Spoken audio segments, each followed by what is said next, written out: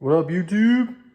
It's been a minute, but got a new laptop. So I'm going to kind of fill you guys in, update you guys, and share what I got and why. Last time I did the video, I had my Alienware X17R1. Pretty much said it was a perfect laptop. That doesn't change. I do think it is still like a better built, better quality. I like the 17-inch screen. Like, I really had no complaints with that laptop.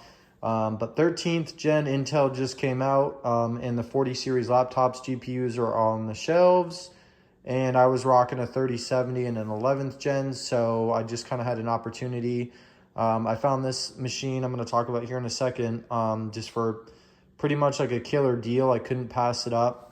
So this is a 2022 Asus Scar 15.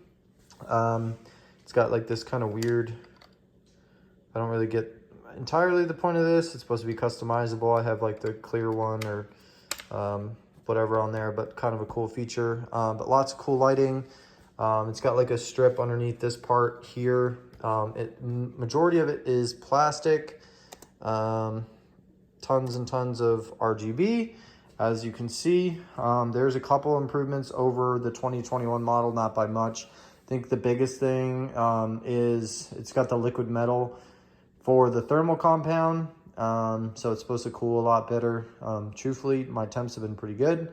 Upper to mid 90s on the CPU, which comparing to my Alienware, it got like upper 80s, low 90s, but that had 4 fans, a huge vapor chamber, like all that. So, and it was also a much bigger machine.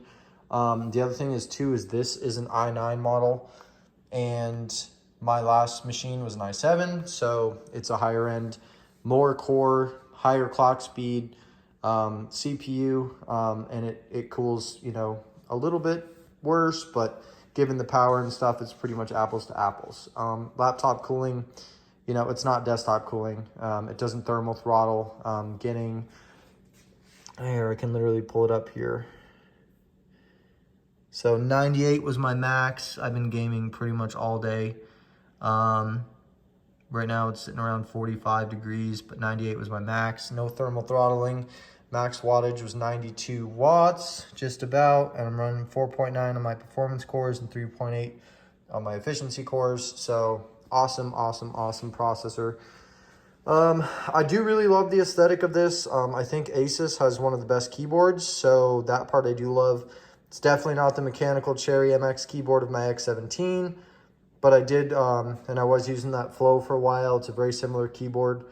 My brother has the X14 2022 with the new 6th gen Ryzen stuff. Love the keyboard. Really no complaints there. I love that we have the dedicated the dedicated volume buttons. This one controls like your, you know, performance settings, silent, you know, just one click. So that's a big help. Does have the muck switch, so it is, you know, pretty much all the performance to be expected. This is like a $2,400 machine, even still. It does have this weird, like, gimmicky thing that supposedly, like, saves, like, your, I don't know, overclock settings and RGB settings. It does, like, this kind of funky thing when you put it in, but I don't know, not really something I utilize. It comes with like a keychain that you can bring it with you places, and I don't know, unless you have multiple people using the same machine and you want to just put it in somebody else's machine and have your settings saved, I guess, like, I don't know. But the RGB is very bright. Like I said, not a big thing. It does have like the bar that goes all the way around. This side is like transparent. Just kind of a funky, kind of cool aesthetic thing. The hinge, I do really like. It's really smooth. It very little wobble. It's a very, like I said, well-built machine. Cooling, like I said, really good cooling. Given, you know, its specs, let's see, my max for my GPU, max wattage here was 176 watts, and I hit 82 on my GPU and 94 on the hotspot. I usually tend to look more so like the 82. It hovers in like the upper 70s, low 80s when I'm gaming, depending on the game. But it's got Here, you can kind of see some of the specs. So it's got the full HD 300 hertz, which is definitely my go-to over like the 2K. I really like the high refresh rate panels and the high FPS of 1080p. This one right here is for the liquid metal, the GPU, eGPU, back up, there we go. Wi-Fi 6E, definitely has great, Wi-Fi. It is 4800 megahertz DDR5. Mine is configured with 32 gigs, and it'll do 100 watts charging over USB-C. That is a big feature for me because I have my Dell USB-C charger for my XPS 15 with the 12th gen as well. It's a 135 watt charger, so I can actually bring one charger if I'm going somewhere not gaming, and I can, charge this thing up pretty quickly with the USB-C. So the other thing is ports. So to go over ports, on this side, we just have that funky little key thing and some cooling vents. So if I do put my drink here on my mouse pad, it does get kind of warm. On this side, we have 2 USB ports and a headphone microphone combo jack. On the back, we have this big proprietary charger, lots more cooling.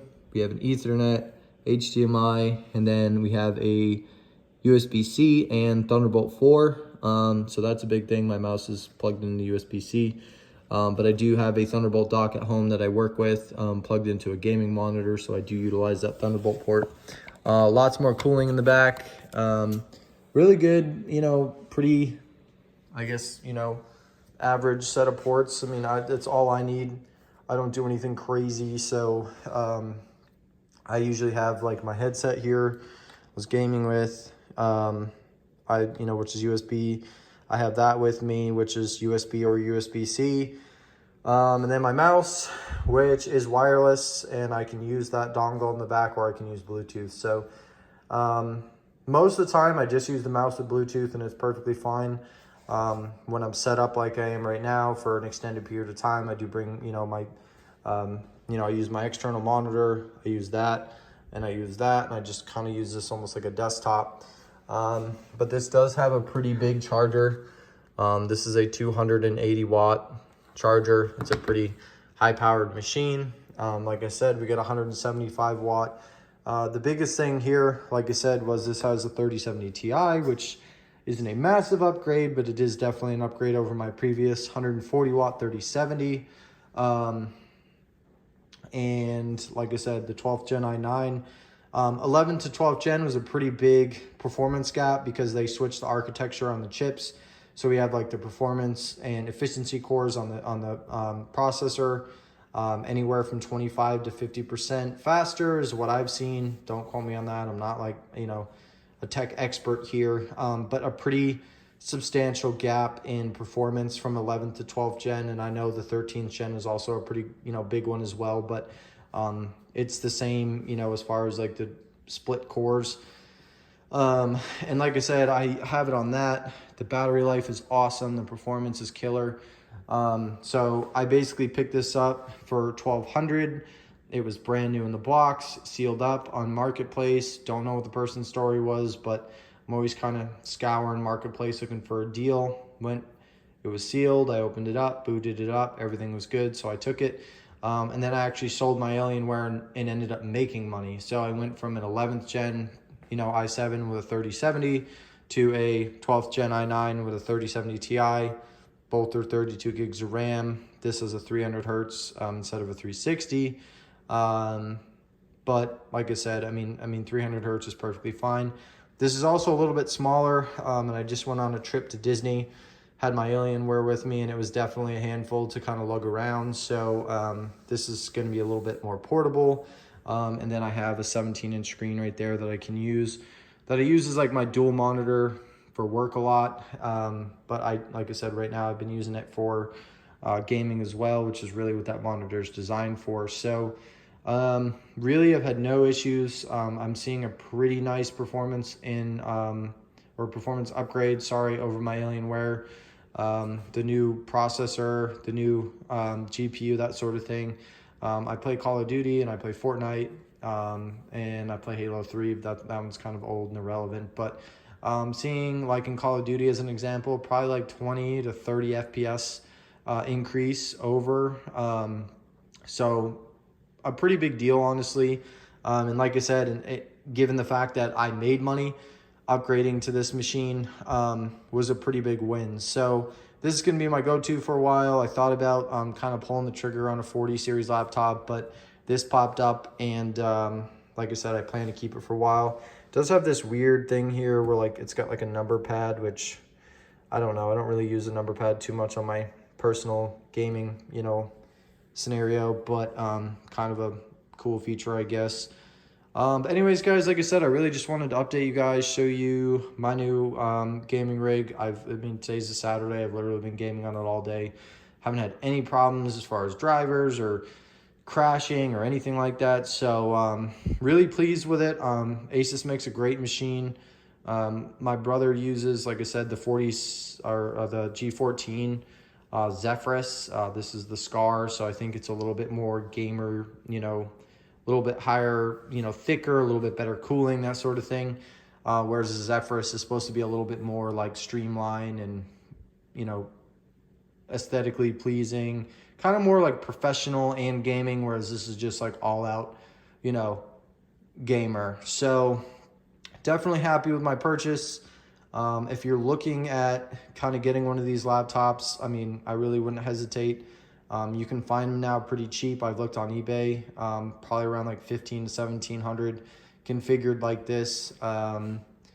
This one came with 16 gigs. I upgraded to 32 gigs of Corsair. Just, I don't know, I'm pretty used to that, but not necessary. If you have any questions, just drop them below and I'll respond back. I plan to have it for, quite a while. I had my Alienware for like 8 or 9 months. So I'm hoping to get at least that out of this before, something changes. But thanks for watching my video. If you guys, like I said, are in the market, go ahead and scoop one up. Other than that, have a great night.